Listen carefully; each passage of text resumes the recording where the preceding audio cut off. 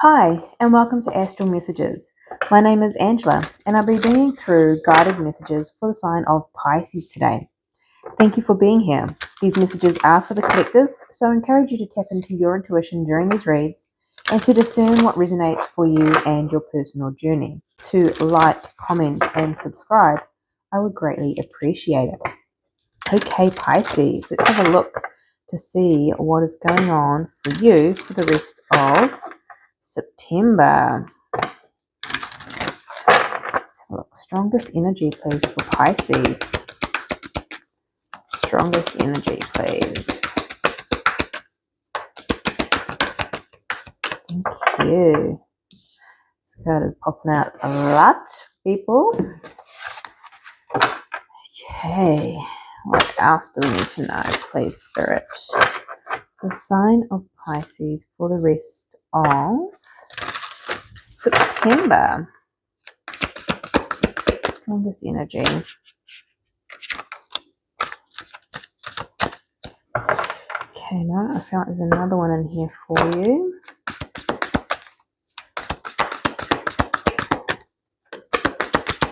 Yes, and thank you. Okay, we have, what do you need to release? Waning moon. Yeah, with this eclipse season, September is releasing a lot of stuff, so I'm not surprised that that's come out. We also have number 55, Snake Spirit, Time to Heal. Again, not surprised with what's needing to be released. And we have number 37, Lion Spirit, Be Generous of Spirit. Interesting. I'm also getting, I wonder what the card is at the bottom of the deck. Communication is key. Okay. I'm getting here with this healing and something that you need to release. It can sometimes close our heart space when we're feeling pain, especially when stuff's coming up to be released. And I'm getting with this card, Be Generous of Spirit, is to remain open, that heart space open during this time. I know it's going to be difficult when we're going through pain, but there is a call here to focus on love. Love is one of the highest vibration, the highest vibration. So, yeah, okay. Interesting, Pisces. Let's dive into your tarot. We do a smaller Celtic cross for the end of month reads. So let's see what's going on for Pisces here.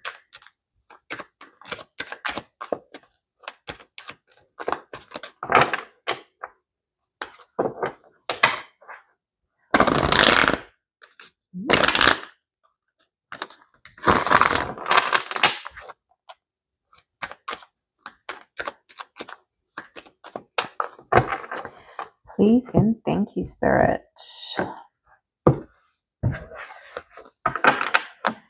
Okay, the Ace of Swords and the Page of Pentacles. So there may be some communication, pages of a communication as well, around truth, expressing your truth. Be generous of spirit. Remember that, stay open. Interesting.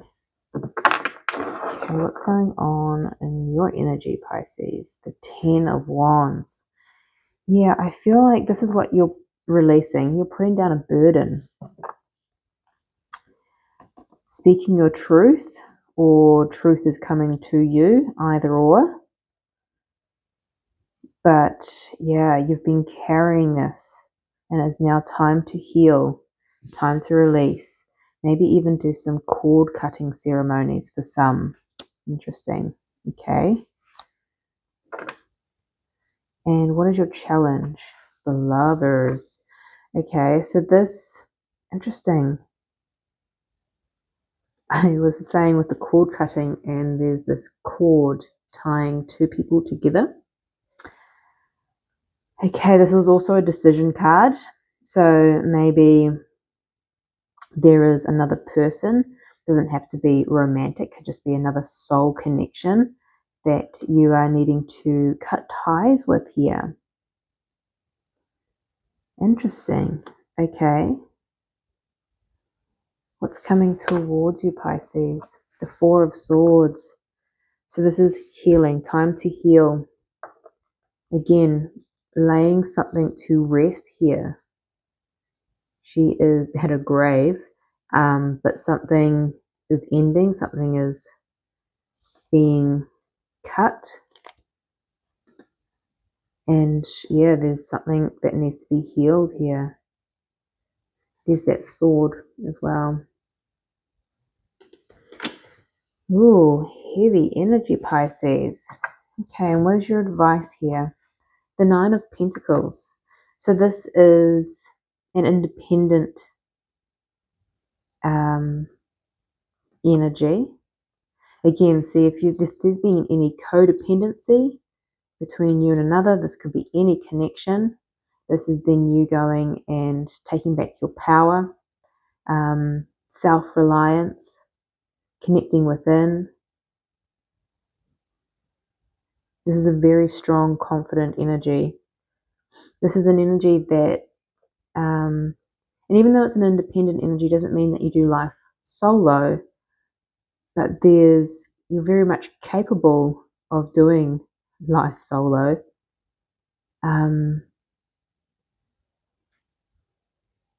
But you don't have to.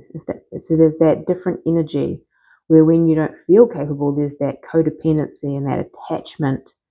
This is a very detached energy. Interesting. Okay, Pisces, let's have a look.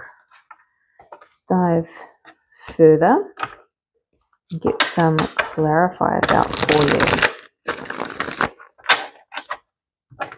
The sign of Pisces, please, Spirit. So we'll look at this 10 of Wands. Why is the 10 of Wands in your energy?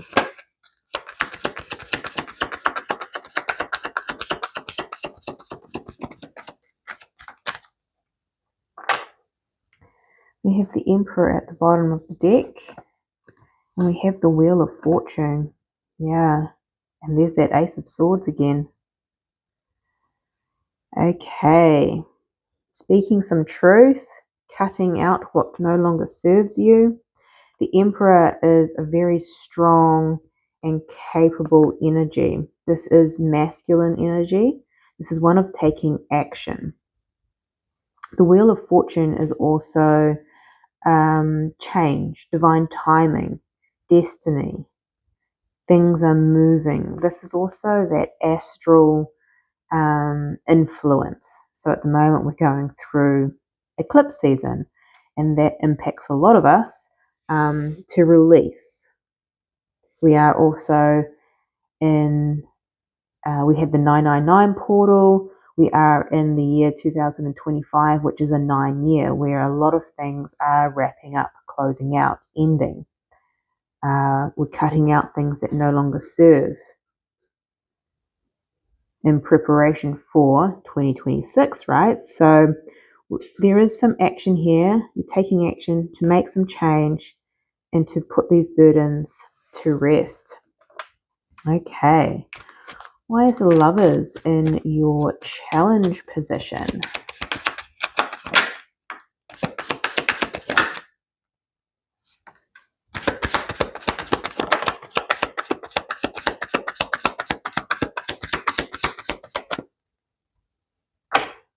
We have the Queen of Cups at the bottom of the deck. The Lovers is clarified by the Empress, the Wheel of Fortune, and the Nine of Pentacles. Interesting. So with this burden energy, there was the Emperor, which is the masculine energy. And now in your challenge, we have the Empress. Again, both have been clarified by the Wheel of Fortune, which is change, destiny, and that astral influence. It's interesting. I get a combination for some if you're not cutting out connections, codependent connections. But I feel like there's that balance within yourself, the masculine and feminine energy. So I also believe the world, or the collective anyway, is moving. There's the dominance of masculine energy, and now we're trying to balance out. So we're bringing in that feminine energy, which is that return and softening to love, regardless of gender. It's releasing that control aspect of the masculine. What should they say? Toxic masculine, if you wanted to refer it to that, but just too much masculine energy. And now we're trying to find that balance between the two. You see here, we've got the feminine and masculine energy together. So there may be releasing and healing toxic masculine or feminine energy within ourselves. And this then leads to the Nine of Pentacles, which is in your advice here, which is pre-Empress energy, but it's also just this grounded, balanced, stable individual, confident, having that self-reliance, and again, that softening to love, remember, with the Queen of Cups being at the bottom of the deck, as well as the Four of Swords, healing, Snake Spirit, time to heal. Okay, this is beautiful and powerful energy, Pisces. So what's coming towards you is the Four of Swords. Let's dive deeper into the Four of Swords.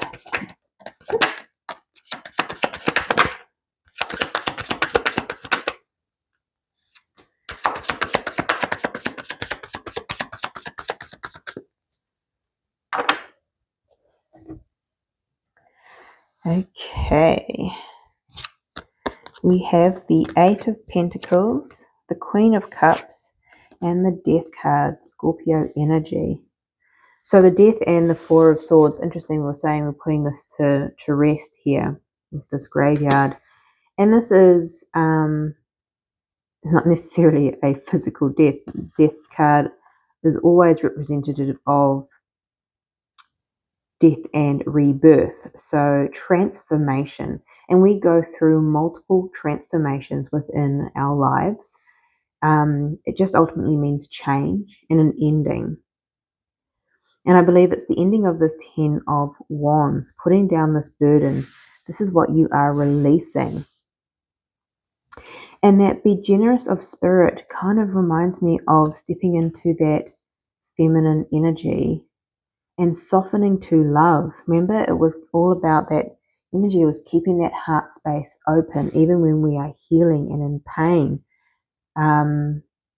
We can keep our heart space open for others and ourselves and honor what has been. Seeing a lot of, once we see that, pain comes from fear and control, and we are living this human life, and it's not to be lived perfectly. We're supposed to experience a range of emotions, and we learn from each other, even in potentially codependent connections here.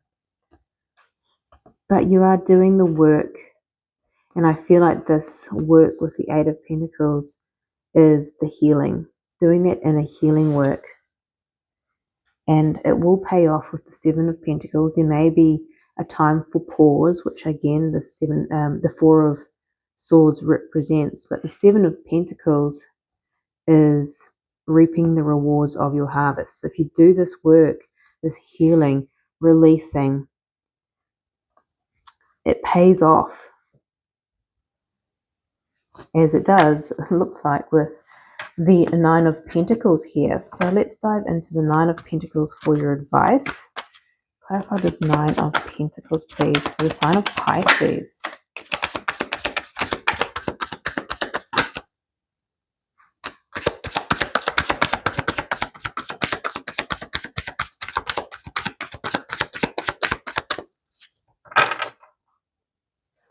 There's that Seven of Pentacles again, which is investment. Well, this one didn't flip, but it wanted to come out. Interesting. I'll take it. We have the Nine of Wands, the Three of Wands, and the Justice. Beautiful. So the Nine of Wands to me here is about persevering. Like I said, persevering in doing this, healing and releasing what no longer serves you, putting down these burdens, but also persevering and doing this with an open heart, which is the challenge really.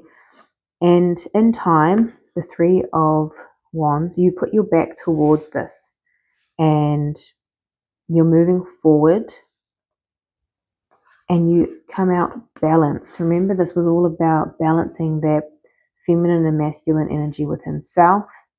This could be coming together within a balanced dynamic. It's not a codependent energy.